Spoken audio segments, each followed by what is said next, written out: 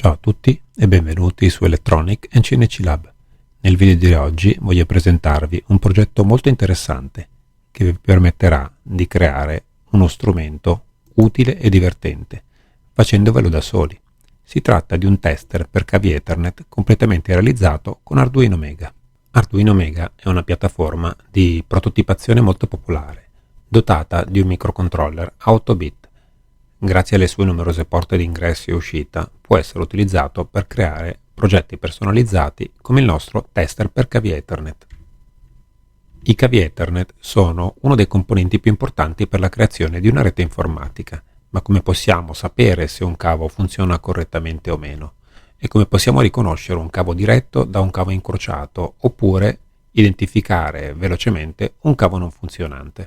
Per risolvere questo problema ci aiuterà questo tester, che molto rapidamente ci darà una risposta per ogni cavo connesso. E qui entra in gioco il nostro tester, il tester per cavi Ethernet realizzato con Arduino Mega, che ci consente di verificare la funzionalità dei cavi Ethernet in modo facile e veloce. Il tester per cavi Ethernet è composto da un'interfaccia grafica intuitiva e da un'unità di test che verifica la presenza dei segnali sul cavo. In questo modo possiamo scoprire rapidamente se il cavo funziona correttamente o se ci sono dei problemi di connettività. Il vantaggio del nostro tester non è solo che ci permette di verificare la funzionalità dei nostri cavi, ma ci fornisce anche un report dettagliato del controllo tramite la mappatura. E il risultato viene visualizzato su un display LCD da 16x2 caratteri. Il tester è molto semplice da usare. Basta collegare il cavo Ethernet all'unità di test e in meno di un secondo apparirà l'esito del controllo. L'interfaccia grafica, il display LCD, mostra immediatamente i risultati del test che indicano se il cavo funziona correttamente o meno e la mappatura dei singoli fili sul display LCD. Creare uno strumento come questo tester per cavi Ethernet può essere molto gratificante. Non solo ci permette di verificare la funzionalità dei nostri cavi e di avere un report dettagliato tramite la mappatura sul display LCD, ma ci dà anche la soddisfazione di averlo creato da soli.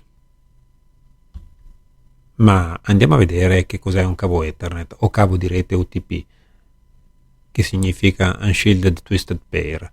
Questo cavo è un tipo di cavo Ethernet utilizzato per la connessione di dispositivi in una rete locale, LAN o estesa WAN. I cavi di rete UTP sono costituiti da coppie di fili di rame intrecciate. Questa disposizione impedisce che i cavi interferiscano l'uno con l'altro, riducendo il rumore elettromagnetico e la perdita di segnale. In genere i cavi UTP sono classificati in base alla loro categoria, che indica le specifiche di prestazione del cavo.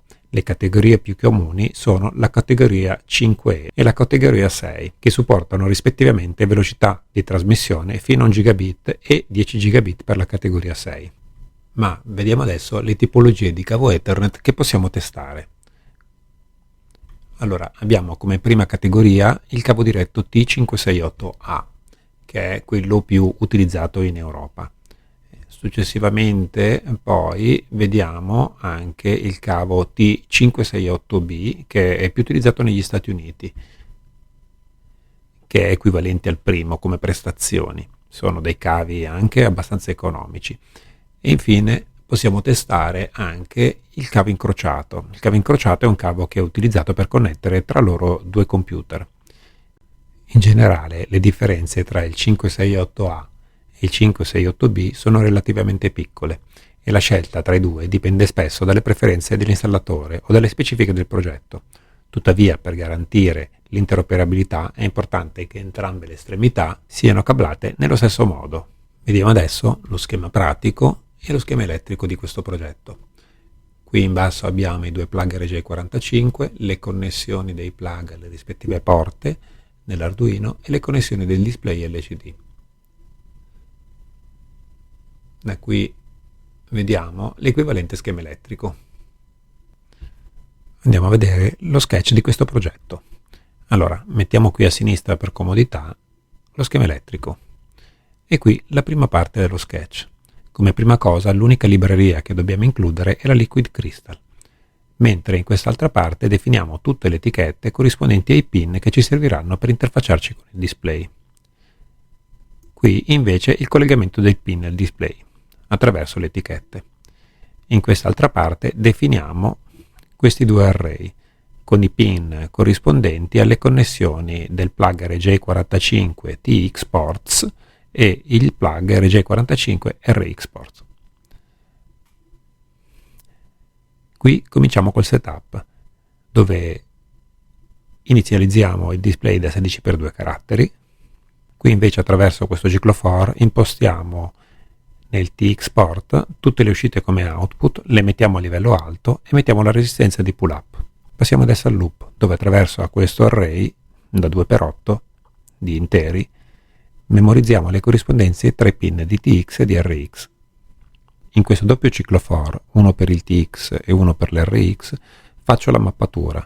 In pratica imposto il pin corrente come output e mando un segnale low sul pin TX corrente.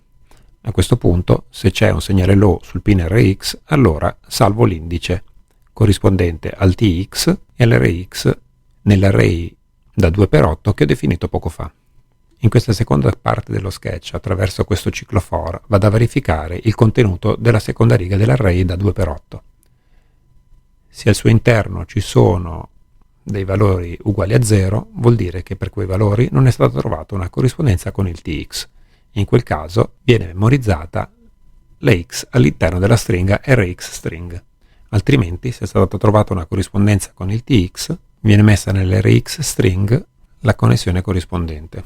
A questo punto, su quest'ultima parte dello sketch, passiamo alla visualizzazione dei dati sull'LCD. Quindi, dopo aver pulito il display, posizionato il cursore alla posizione 00, stampiamo la prima riga con la stringa TX e gli 8 pin corrispondenti. Passiamo qui alla visualizzazione della seconda riga, con una prima parte di intestazione, l'RX uguale, e poi il valore delle corrispondenze trovate e memorizzate nella parte precedente. In quest'ultima parte viene visualizzata la stringa corrispondente sul display al tipo di esito che ha dato il controllo del cavo. Quindi, se viene riconosciuta la sequenza corrispondente al cavo cross, sul bordo del display verrà visualizzata la scritta cross cable. Se invece nella riga RX è stata trovata una corrispondenza identica a quella dell'estremità TX, verrà visualizzata la dicitura pin to pin, che corrisponde al 568A o al 568B. Se invece la corrispondenza che troviamo è dall'8 a 1, vuol dire che il cablaggio del cavo è stato fatto al contrario e quindi verrà visualizzata la dicitura inv cable, cioè cavo invertito. Nell'ultimo caso, che può essere il caso in cui nessuna corrispondenza è stata trovata, vuol dire che il cavo non è connesso su nessun pin e quindi sono interrotte tutte le connessioni, ma potrebbe presentarsi un malfunzionamento anche nel caso in cui una delle 8 connessioni è assenti. Allora in quel caso troveremmo una X corrispondente a quella connessione. Nell'ultimo caso, in cui non dovessimo ritrovarci in una di queste 4 condizioni, risulterebbe un cavo parziale, cioè con una o più connessioni mancanti. A questo punto, dopo un delay di un secondo, ricomincia il loop. Passiamo adesso al test e al controllo di 3 tipologie di cavi differenti. Andiamo ad alimentare. Come prima cosa viene visualizzata la riga del TX, dove ci sono gli 8 pin corrispondenti di questo connettore.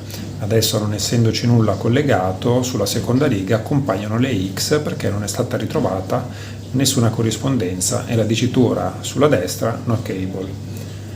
Andiamo a verificare inizialmente con un cavo di tipo cross.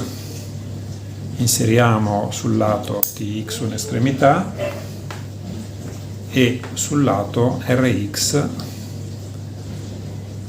l'altra estremità.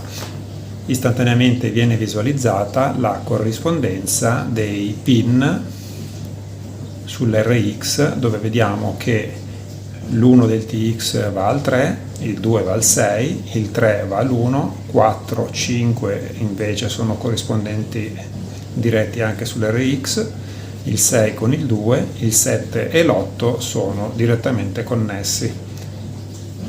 Adesso, se scollego un'estremità, istantaneamente vengono visualizzate le X su tutte le linee dell'RX. Quindi in pochissimo tempo viene controllato un cavo che diversamente avrebbe richiesto molta più pazienza. Andiamo a verificare adesso un cavo di tipo 568B, quindi un cavo UTP standard di categoria 5.